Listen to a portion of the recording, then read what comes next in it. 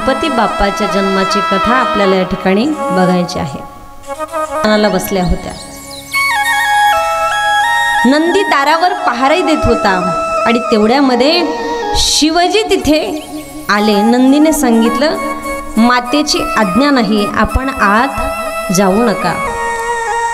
शिवजी तरीही आत गेले। पार्वतीने विचारलं की इथे फक्त भगवान शिवाची सत्ता चालते का?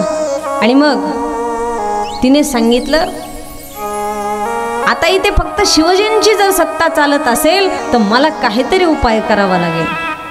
आणि मग माता पार्वतीने काय केलं, पुन्हा स्नानाला बसल्या, स्नान करण्यासाठी बसल्या।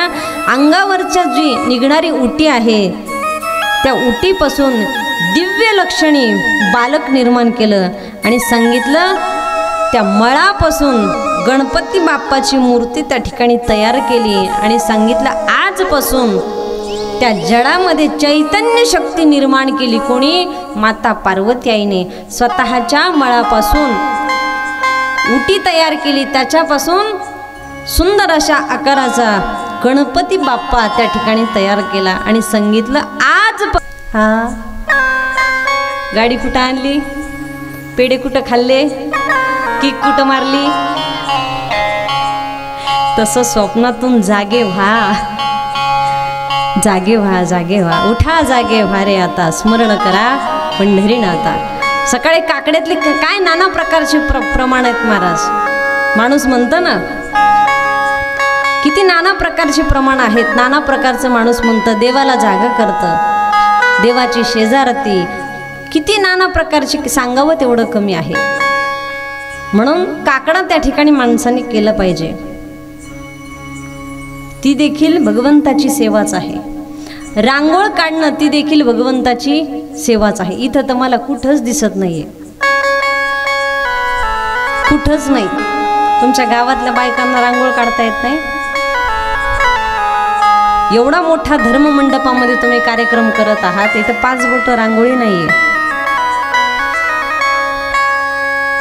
रांगोळी काढणं ही देखील सेवाच आहे। म्हणून चिंतन त्या ठिकाणी माणसाने करावं, नुसतं ऐकल्याने सेवा होती असं नाही। धर्म कार्यामध्ये कोणतं जरी कार्य केलं तरी ती सेवाच असते। म्हणून सेवा ही माणसाने अखंड त्या ठिकाणी करावी।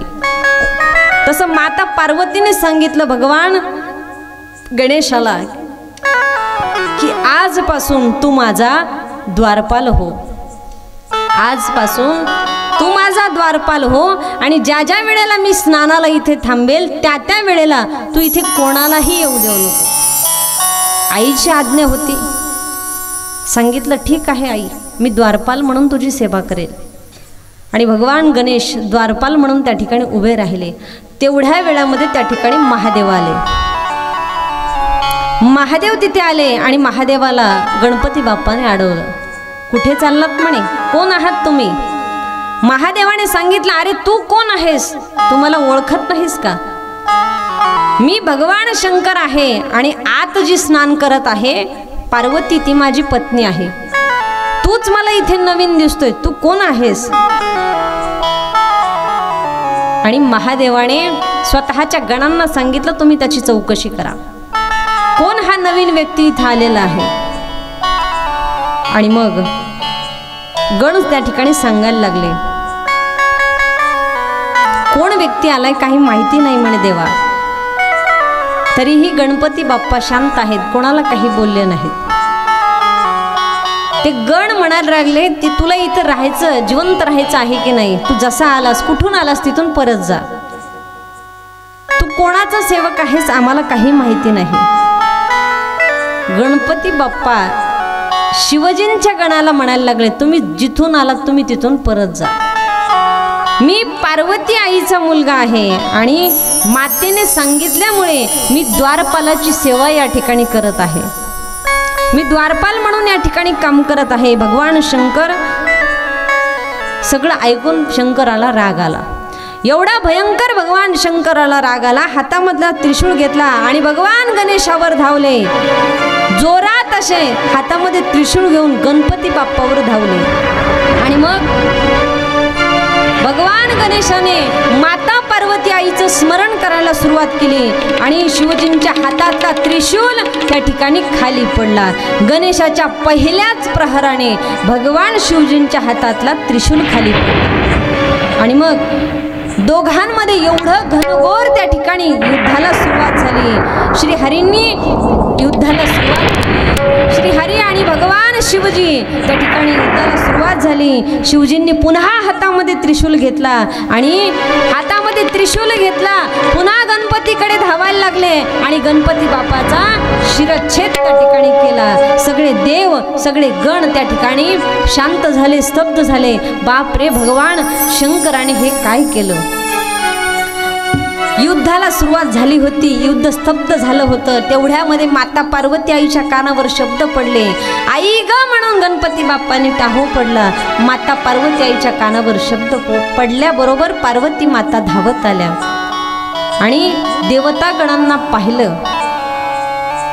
बाहेर आल्याबरोबर सगळा पराक्रम माता पार्वती आईने पाहिला।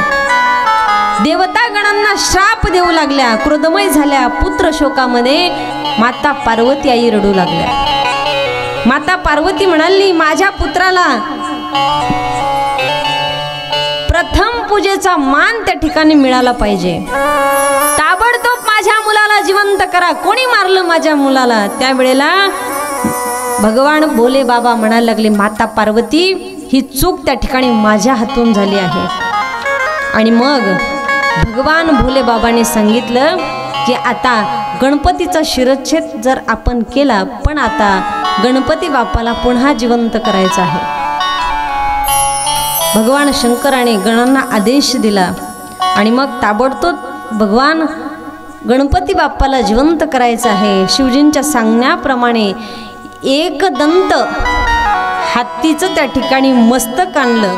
कोणत्या हत्तीचं? एकदंत नावाच्या हत्तीचं मस्तक आणलं आणि मग भगवान शंकराच्या शक्तीने ते मस्तक गणपती बाप्पाच्या त्या धडाला लावण्यात आलं आणि मग सगळ्या ऋषींना त्या ठिकाणी आनंद झाला। एवढा आनंद झाला आणि गणपती बाप्पाचा जय जयकार त्या ठिकाणी केला।